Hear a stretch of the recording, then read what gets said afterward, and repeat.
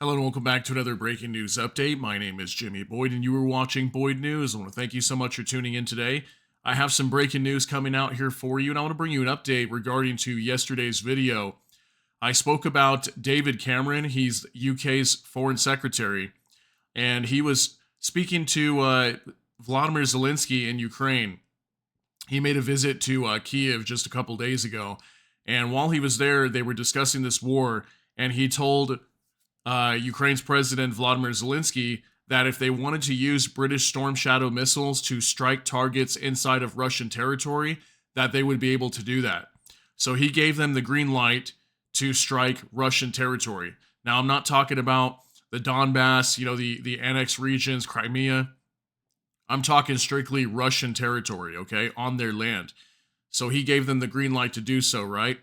Well, now we've got the Kremlin reports coming out saying that the Kremlin called Cameron's statement on UK arms for Ukraine a direct escalation.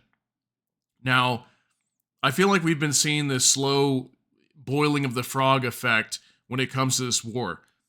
Okay, from the very beginning, we heard things like Ukraine's not going to get F-16s, they're not going to get long-range missiles, all these different types of things, right?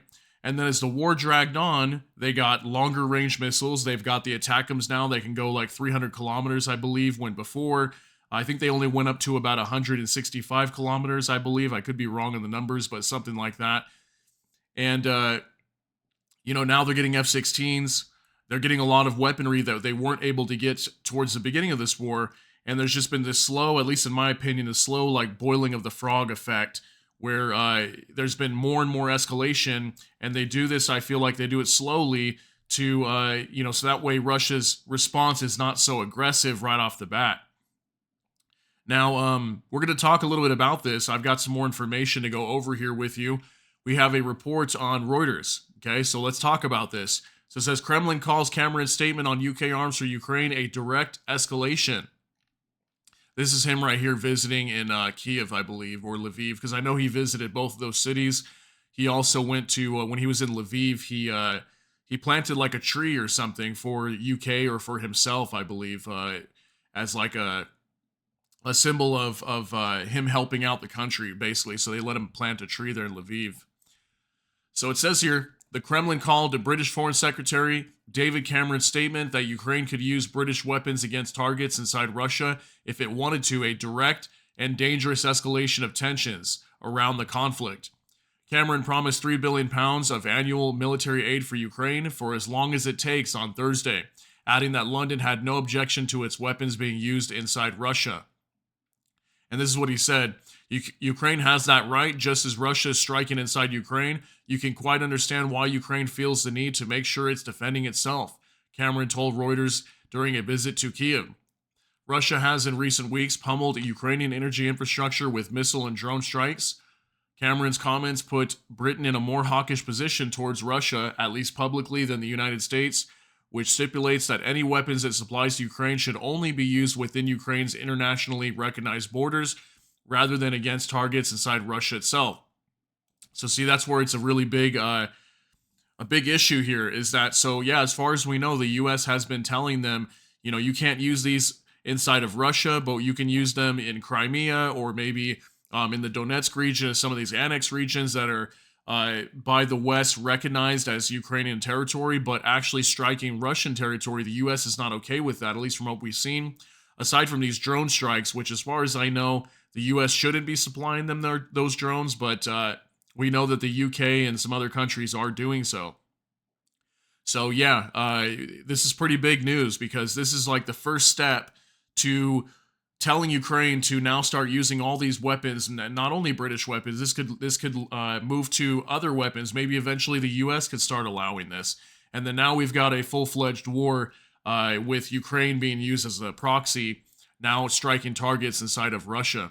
Ukraine says it uses its own drones and other weapons to launch attacks against targets inside Russia, such as oil refineries or railway infrastructure. Kremlin spokesman Dmitry Peskov described Cameron's comments as dangerous.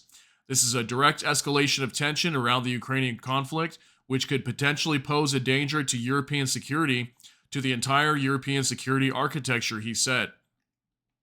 This is where we see such a dangerous trend of escalating tension in official statements. This is a cause for our concern. Russian Foreign Ministry spokeswoman Maria Zakharova added, "This is the first time that a Western politician has so frankly acknowledged that has long been a well-known secret for a majority of the world's countries that the West is waging a covert war against Russia with the hands of Ukrainians.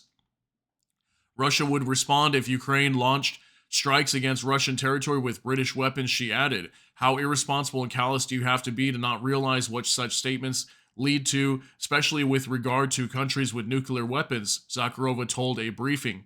"We also always respond, but how can you not think about the feelings of British subjects and EU citizens?" So she's saying, what if the British and EU citizens don't want these strikes inside of Russia? Because obviously that would create more escalation, more tension. And I mean, we've already been seeing strikes inside of Russia with drones coming from Ukraine.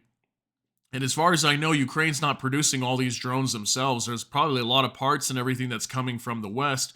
And so far, they've really just been striking like oil depots. They strike like a steel plant, and also a military aircraft facility where they're building these aircraft for their Air Force.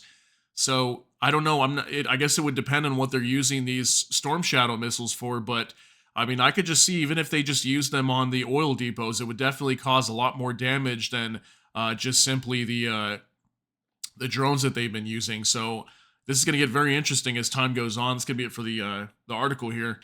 But yeah, I mean, I'm not sure really what to say about this, but it's definitely, I mean, I have to agree to an extent. It is an escalation for sure, at least in statements. Okay, will they actually do that? Will they actually start striking Russia? We'll have to see if they do that. And we'll have to see what type of targets they decide to go after. I would think my best guess would be military targets right off the bat. Maybe, whenever they're moving railways, like trains that are transporting equipment, maybe they would target those railways. Maybe they'll target columns of troops that are coming from Russia to Ukraine. I would think it'd be more military targets in the beginning. But I don't see them going after like civilian targets and things like that. Like towards the beginning of this war, I remember Ukraine was launching lots of drone attacks, like on Moscow, for example, and there was buildings in Moscow getting hit. So there was civilian infrastructure being targeted towards the beginning of this war, but that kind of like scaved off a little bit. And now we're mainly just seeing attacks on like oil depots. They got a little bit more targeted towards their energy infrastructure in Russia. So let me know what you think about this story. I think this is pretty crazy news, and we'll have to see how this plays out over here. But yeah, definitely some dangerous escalation, at least in terms of rhetoric and statements. So share your thoughts and concerns and opinions down in the comment section.